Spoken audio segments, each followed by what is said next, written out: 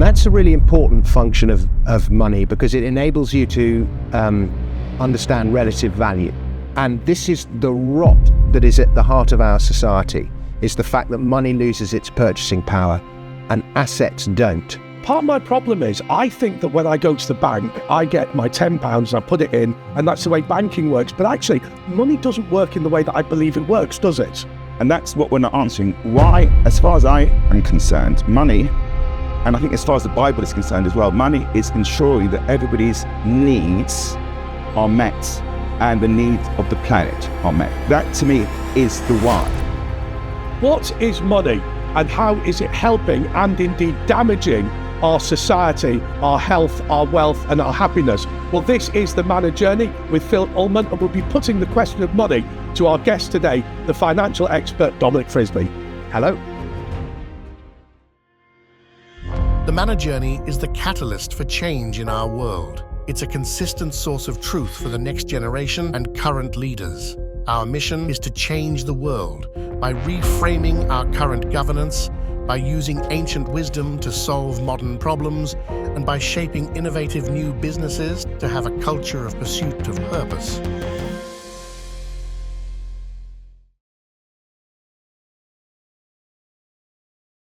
So Dominic, what is money? There's an old rhyme that you used to find in economic textbooks, and it goes like this. Money is a matter of functions for a medium, a measure, a standard, and a store. A medium, a measure, a standard, and a store. So 4 things is money. And we'll go through each of those in turn. And the first of those things is a medium. Yes. And that is what most people understand as money, a medium of exchange. I give you money for your whatever you're selling, and you give me the whatever it is you're selling, a medium of exchange. But we seem to have forgotten the fact that money, the second of those things, was a measure. And by that would be a unit of account. Yeah. And that's a really important function of money, because it enables you to understand relative value. So how much is that? What's it worth? How much is that house? How much is this? And it's a unit of account. The third one is a standard. And that would be, there's 2 possible interpretations of the word standard. One, you could say standard as in a gold standard or a silver standard, which is what money used to be. Or you could say a standard of deferred payment. Now, a standard of deferred payment has sort of been subsumed. I mean, it's a standard of deferred payment is what it says on the till. But it's also a medium and a store, a standard of.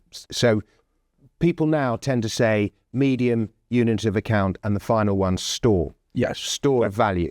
Those are the 3 that I recognise from my economics days. Okay, so the standard of deferred payment has been consumed, but subsumed, I should say. Yeah. And then, so the final thing is a store of value.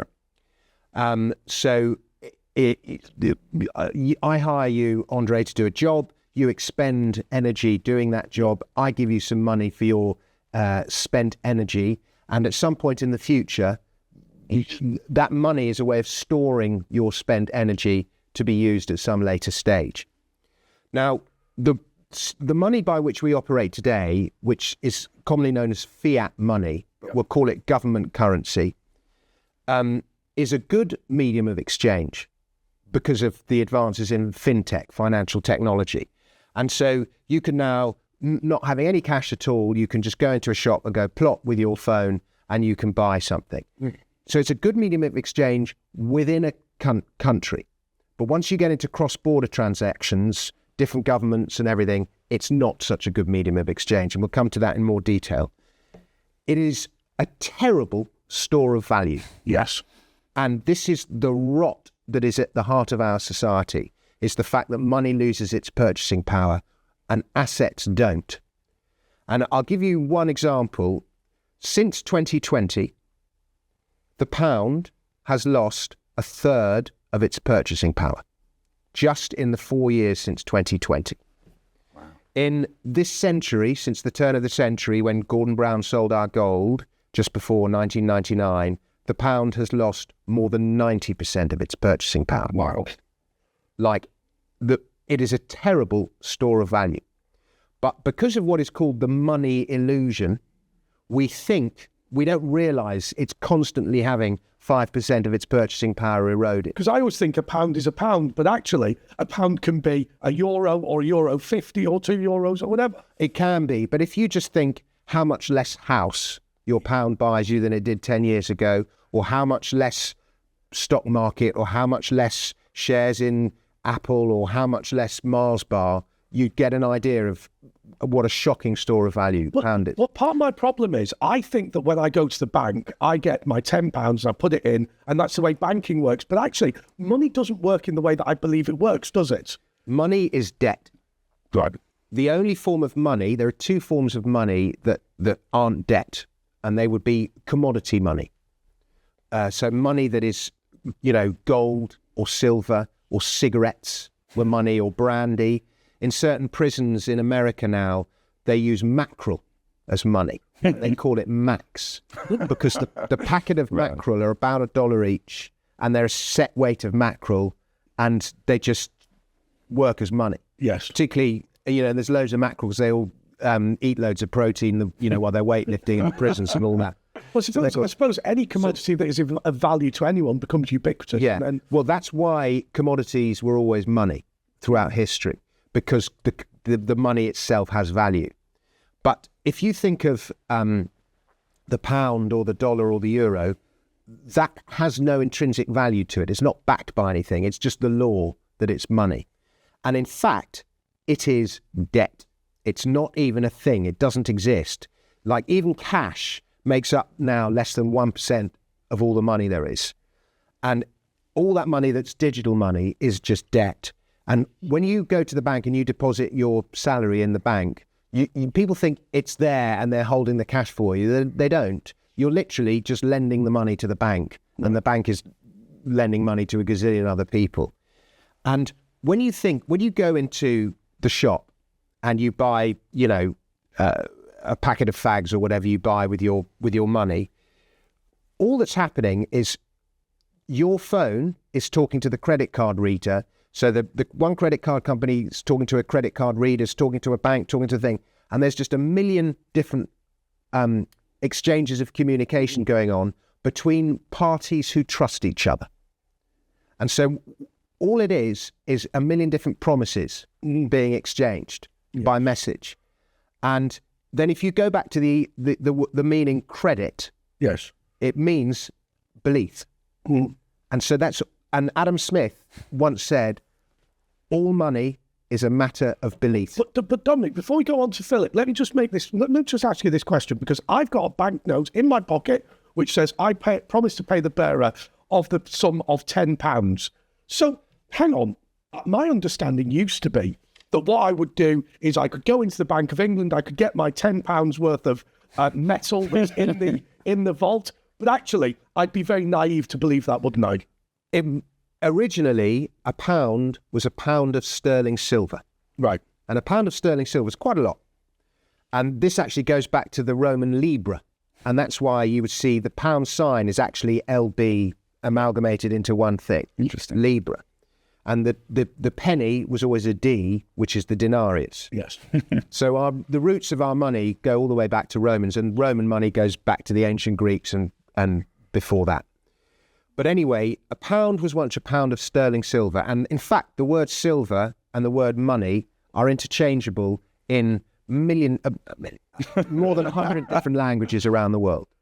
I think shekel means silver. I think it does. No. Actually, shekel means weight. Okay, but it would be a weight. It would be a weight of silver. Agreed, but the word shekel means weight. Okay, I beg your pardon. And weight is also a common peso, libra, lira. They're all meaning weight. Yeah. But the word, so argent in French, plata in Spanish, it's common and silver was always the medium of exchange, and gold was the store of value. Copper was also a medium of exchange. But in any case, the pound was a pound of sterling silver until the time of Isaac Newton, when he became effectively governor of the Bank of England. He was warden of the mint, and he really tried to put Britain onto an official gold and silver standard. But because of the ratio between the two and various things that were going on, all the gold was coming into the country from Portugal and all the silver was leaving the country. So we ended up effectively on a gold standard. So silver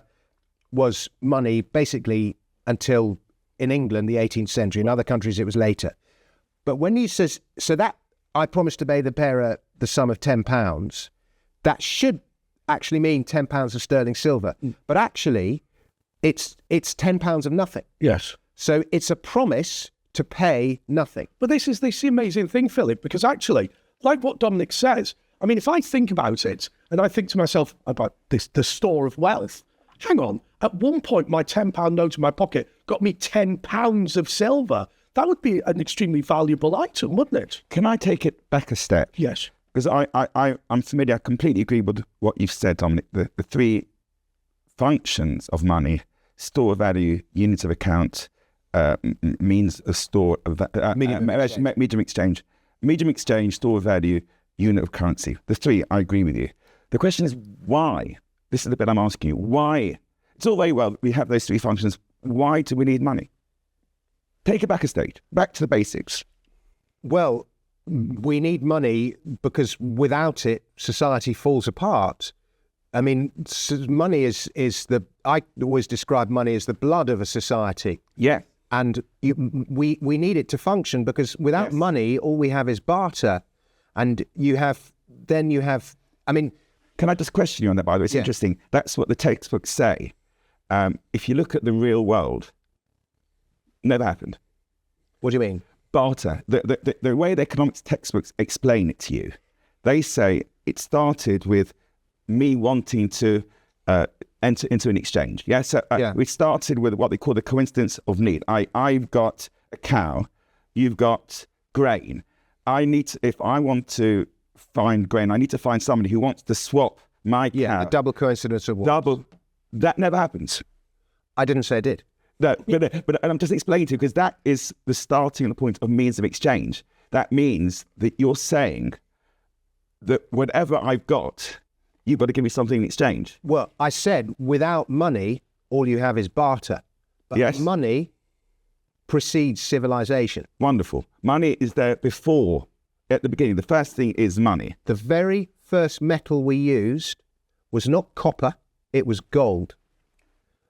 Stone Age man, tens of thousands of years before ancient Mesopotamia and ancient Egypt and all the rest of it, when he was hunting and gathering, he found and alluvial gold was much more common then than it is now, little nuggets of gold. You'd find it in riverbeds, and it's relatively easy to shape, and he wore it as jewelry. Yeah. And then you could hand out bits of gold as reward, as for great deeds. You could hand it. It became a tool of exchange as well. Was it the means of exchange, is what I'm asking you? Gold's never really been a medium of exchange. Okay. It's always been store of value. But within your village, Dominic, this is what I'm trying to get to. Within your own village, would you use gold? We agree. The Bible is crystal clear on this. Gold is never the unit of currency. You're spot on in your analysis. Yeah. Silver is always the unit. So gold and silver. One minute. So silver is the means of buying things. But I'm asking you, before then, did you need silver, or how would it work in a village? Do you need silver? Humans beings progress. Civilization progresses by exchanging things. That is how we progress. Can I question that? What I'm saying to you now, I don't buy that. I'll be straight with you. I think at the beginning, when you're in your own village, as you said before, it's about trust. So what you do is you say, okay, I've got a cow. You want to borrow my cow to plough your field, or my bull. Have my cow. But in the end, at some point in time, because we're local, we trust each other. But you owe me something for the use of my cow. Yes, but it's credit. It's not silver. And that's just trust. And in the old civilization, you don't need, if you trust each other, you don't need the silver. Well, Philip, it sounds like, give me a second, Philip. Yeah. It sounds like you're driving at the fact that money we create as a system, and that all sounds great until somebody abuses the system. That's your concern, isn't it? I'm challenging the fundamental points that Dominic is reflecting on the textbook. The question is not Dominic's idea, the fact that money is a means of exchange. I've done a lot of thinking about what money is, and the textbook, and why. The real question is why. And that's what we're not answering. Why, as far as I am concerned, money, and I think as far as the Bible is concerned as well, money is ensuring that everybody's needs are met and the needs of the planet are met. That, to me, is the why. And the trouble we have is we forget that. We forget that money isn't holy. Money isn't what is holy is actually looking after other people's needs and looking after the needs of the planet. And when we start with that at the beginning, at the kind of pinnacle of the pyramid, we start to actually, but in a sense, devise a system that works. But in a sense, that doesn't matter as long as the system's not being exploited, because effectively, I would suggest part of the problem here is that you have things like fractional reserve banking and quantitative easing, which means that money declines in value or becomes more. Dominic is right, but the purpose is not those three. The ultimate purpose, yes, is to ensure that everybody's needs are met. That people have food, people have clothes, people have housing, people have education, and the planet is looked after, that the land is protected. That's ultimately the why. The function that you're talking about is in order to achieve, and that's the point, is when we start worshipping those middle things, the store of value, which is what we do, by the way, in terms of money. I don't think the question I'm asking is very simple. I'm trying to debunk these myths that money is a means of exchange. No, because fundamentally, I don't always need an exchange. If I've got what I need, I don't need anything back in exchange because I've got what I need. Why should I need more? So therefore, the fact that we always cause it a means of exchange means that you can always ask for something in exchange, even though you don't need anything in exchange. It's a big problem. So fundamentally, if we start with that point, and the way we test any form of money is it ensuring that the needs of people and the needs of our planet are being protected? Is money doing that? Is it at the moment protecting people, and is it protecting the planet?